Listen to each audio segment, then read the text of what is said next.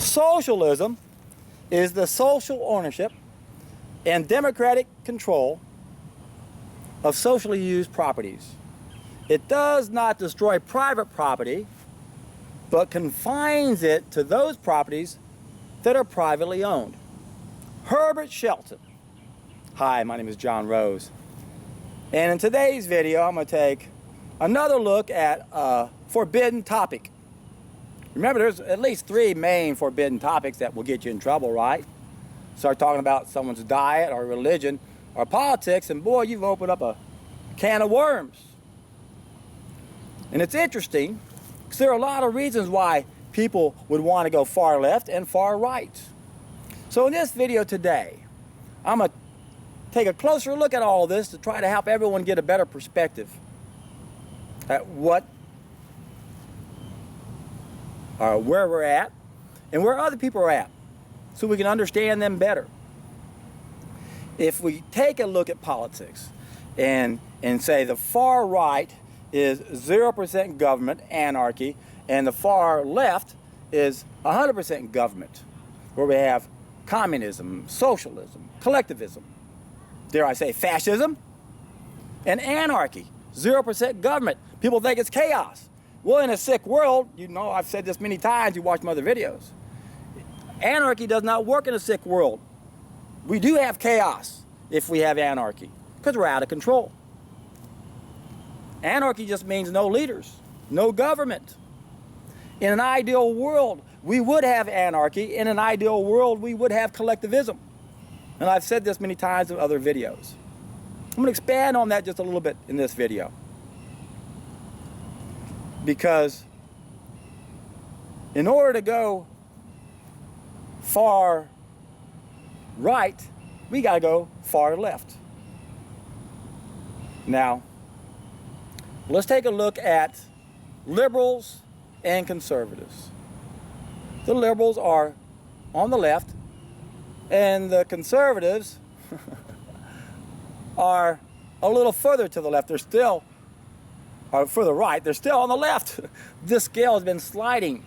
Now, why do people believe in liberalism? Why do they believe in Democrats? Is there a reason? There's a real good reason. Because they're pushing collectivism. It's what we're supposed to do. As I mentioned earlier, just moments ago in many other videos, in an ideal world, we would have anarchy. And we wouldn't be told to cooperate. It would be a given. So that's why it's an easy sell. It's appealing to our basic instinct to cooperate, because that's what we're supposed to do. In a healthy society, and even in a sick society, we got to learn to cooperate better. But remember, that's on our to-get list, not our to-do list. 3 stages of knowledge: things we think, do, and get. We got to learn what to do in the second stage of how to live, so that we end up in the right stage, in the third stage, or on the right half of the third stage, in the top part, where we are cooperating. That's the difference. So, I said this many times. We have a to-do list and a to-get list, and I'll put a link down to a video I've done before specifically on this. Where we get in trouble when people push what's on a to-get list as what should be on a to-do list. Yes, we can use what's on the to-get list as motivation to do the right thing and live the right way. But it's not what we want to put on our to-do list. We're not supposed to be told to cooperate and love and share and all of that. Those are supposed to be a given. But yet it's being used against us to understand or to believe in liberalism. Now, why are a lot of people liberals? It's because the powers that be want us to keep sliding left. Now, I explained this in more detail in one of my videos, Satan's Secret Weapon, which the whole point of that video was to illustrate conventional wisdom, that we've got a library with a bunch of books in it, and every day the powers that be are putting pages in those books to make those beliefs bigger. False beliefs that are bigger, so that we'll believe they're true. That's how conventional wisdom works. If you hear something over and over 100 days in a row, you're going to believe it's true just because you've heard it so many times.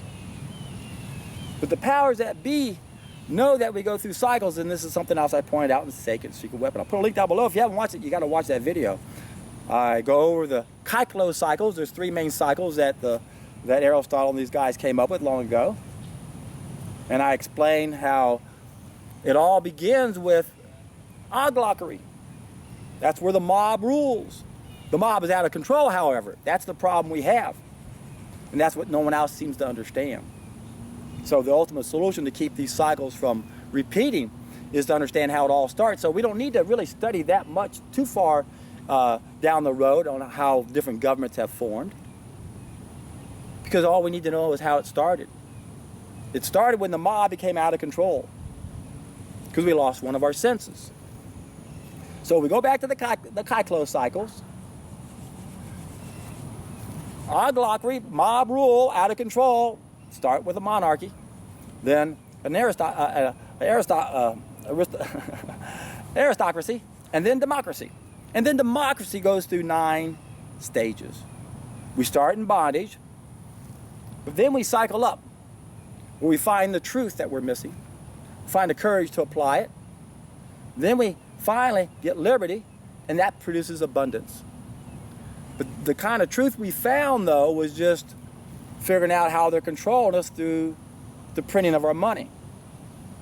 And that will provide us a lot of abundance right there. But if we don't find the real knowledge we need that made the mob a problem, then we're going to go back and cycle all over, because the last 4 stages are the down cycles to the 9 stages of democracy. Because abundance will lead to selfishness, and that will lead to complacency, and that will lead to apathy, and that will lead to dependency. It's the dependency stage that we're in right now in America. And that's where mob rules again. And this is the problem with this system we have in America, where it's really a 2-party system with one name. Even though one party is a little bit further to the right than the other, they're way to the left. Because ultimately we don't want a government. But what about socialism? What about collectivism? What about communism? Well, according to Herbert Shelton, socialism is not the same thing as communism. Socialism simply means that socially used property should be socially owned, democratically controlled. So utility companies, things that we all use, should not be privately owned. And of course, that's what the powers that be are trying to do all around the world, aren't they? They're trying to privatize water in other countries. And it's not up for sale. Socially used property should be socially owned. I like that. That makes sense. So when we look at 100% government, we know communism isn't any good because it does away with all properties. Now, Marxism, he saw the problems that capitalism had, but at least he understood that usury was a key. If you read his book on this subject, you'll find that usury is mentioned many times to get rid of usury. So is there a form of socialism we can use, modify it somewhat,